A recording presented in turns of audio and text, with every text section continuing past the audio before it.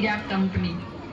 Company के अपने कानून है, अपनी सरकार है और कंपनी की अपनी फौज। दुनिया की 20% आबादी की किस्मत कंपनी की मुट्ठी में है।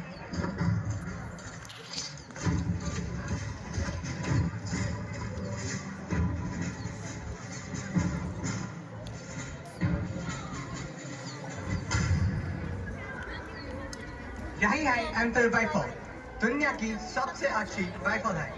तुम्हारी राइफल से 5 गुना ज्यादा शक्तिशाली है। और यह है इसका कारतूस, इसमें बारूद भी है और गोली भी। इस कारतूस को दांत से काटो, बारूद अंदर डालो और जोर से गोली को अंदर डालो, फिर निशाना लगाओ और फायर करो। सुकरात, तुम ट्राई करो, तुम और तुम।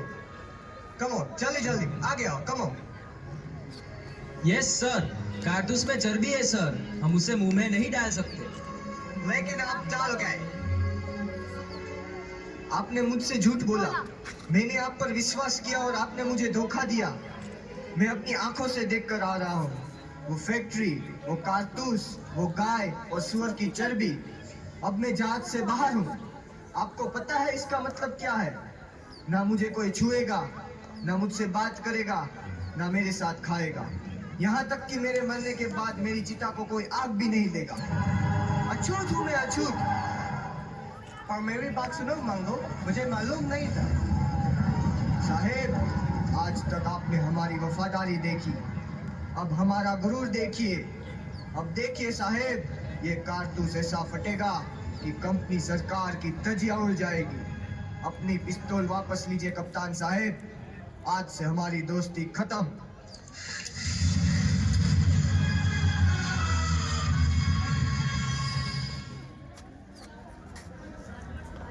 आपको आज से इत्तला किया जाता है, बिना कंपनी सरकार के इजाजत के अफीम की खेती करना, खरीदना या बेचना कानूनन जुर्म है। तुम लोगों ने ये कानून तोड़ा है, इसलिए कलेक्टर साहब के हुक्म से तुम्हारी जमीन जब्त की जाती है। कम ऑन, फायर, तुम सब नहीं बचोगे। लेकिन साहब, इसमें हमारा क्या कसूर? साहब ने कहा उगाओ, हमने उगाया। साहब ने कहा बेचो, हमने बेचा। लेकिन हमारी जमीन तो मत छीनिए साहब, हम कहाँ जाएंगे? रहम करो साहब, रहम करो, रहम करो साहब, रहम करो।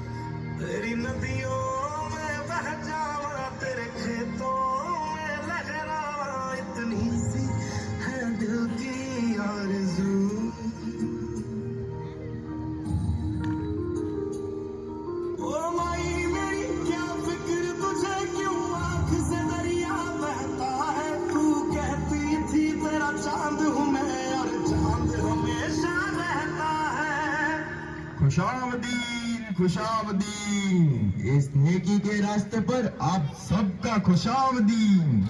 हम पेशवा नाना साहब के खास दूत हैं। मैं अजीमुल्ला और आप हैं मराठा सर के सेनापति तात्या तोपे। तशरीफ रखिए। यहाँ तक आने की कोई खास वजह? जी, आप तो जानते हैं, कंपनी सरकार ने धोखे से तमाम राजाओं के राज छीन लिए। दिल्ली छीना, अवध, झांसी, वो सब नाराज है। नाना साहब ने उन सारे राजाओं को तैयार किया है कंपनी के खिलाफ लड़ने के लिए। क्या आप इस जंग में शरीक होंगे? यही न्योता लेकर आया हूँ। हा हा हा।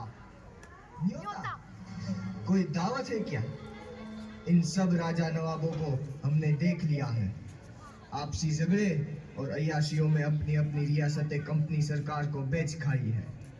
ये लोग कुछ है क्या? कुछ नहीं। और तुम? हम हिंदुस्तान है। कंपनी सरकार हमारे बल पर राज करती है और इस वक्त हमारी फौज ही उसका मुकाबला कर सकती है, उसे हरा सकती है। और उसके बाद राज कौन करेगा? लोग। सरकार लोगों की होनी चाहिए। कंपनी की सिर्फ एक ही चाल है, फूट डालो और राज करो। हम सबका एक ही दुश्मन है, कंपनी। अब वक्त आ गया है, हम सब मिलके उनसे लड़े। आप चाहते हैं हम सब अपना खून बहाकर कंपनी को भगाए और फिर आपके गुलाम बन जाए? ये आजादी की लड़ाई है, गुजरे हुए कल से आजादी, आने वाले कल के लिए।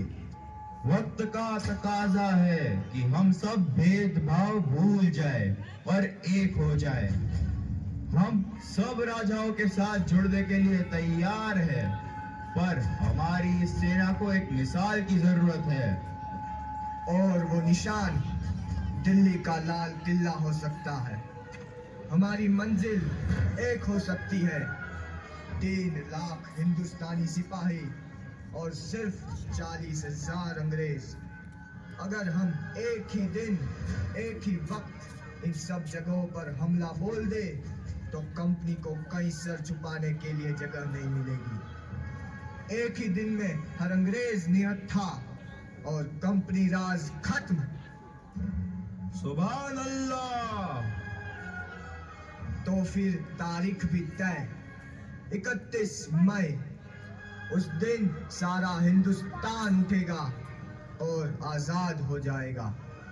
तैयार हो जाओ, वक्त आ गया है लड़ने का और आजाद होने का। अपने हथियार उठाओ, आगे बढ़ो। हमें अभी छावनी पर धावा बोलना है। हमें जो करना है अभी करना है। सब अपनी अपनी बंदूकें लेकर आओ। जाओ जाओ, जल्दी आओ। हमें उनका इंतजार करना चाहिए मंगल। हम उनका इंतजार नहीं कर सकते। हमें फौरन हमला करना होगा। ऐसा मत करो मंगल, तुम हम सबको मरवा दोगे।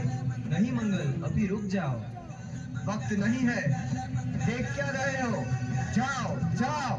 उनकी बातों में मत आओ, ये पागल हो गया है। तेरी जल्दबाजी में हम सब मारे जाएंगे। हम रुक गए तो पूरा इनकलाब मारा जाएगा। लेकिन मंगल, अभी हम तैयार नहीं हैं। अभी नहीं तो कभी नहीं। क्या हो गया है तुम लोगों को? दिखाई नहीं देता? जिस पल का हम इंतजार कर रहे थे वो पल आ गया है। वक्त आ गया है वचन निभाने का, मारने का और मरने का। उठाओ अपनी बंदूकें और लड़ो। लड़ो अपनी आजादी के लिए, लड़ो अपने आप के लिए। जाओ। तुम नहीं लड़ सकते, हथियार डाल दो वरना मारे जाओगे। अगर हमने हथियार डाल दिए तो शुरू होने से पहले ही इनकलाब मारा जाएगा। हम ऐसा नहीं होने दे सकते। मंगल, ये बहुत सारे हैं, अब कोई उम्मीद नहीं, भाग